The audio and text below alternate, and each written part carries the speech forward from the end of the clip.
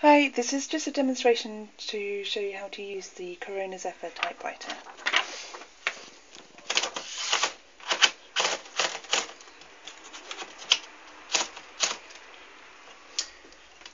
Okay, so I've got my margins in place. You can move them by pressing down and then moving them to the left or the right.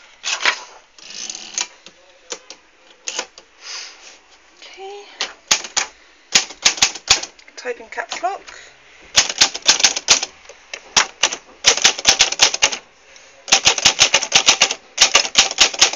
Types quite well. And then when you want to move on to the next line, you just pull this down and then push it across. So you can vary how many lines down you want it to go. So if you just want it to go one line down, you just click it once, and if you want it to, then you press 2 lines down.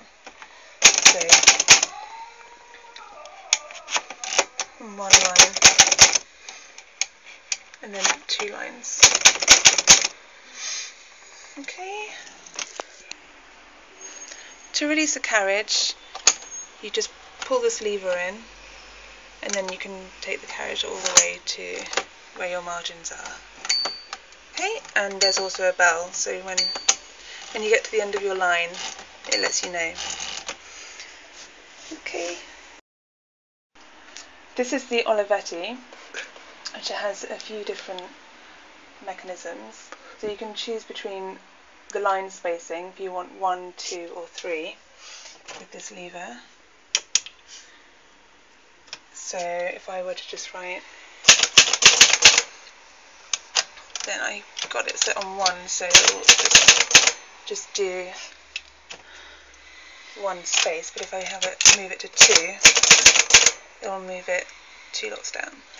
And you've also got 3 choices for what colour you want to type in. So you can either just have black, if you've got a black and red split ribbon, or there's the blank one, which you can just practice your typing without it using the ribbon at all.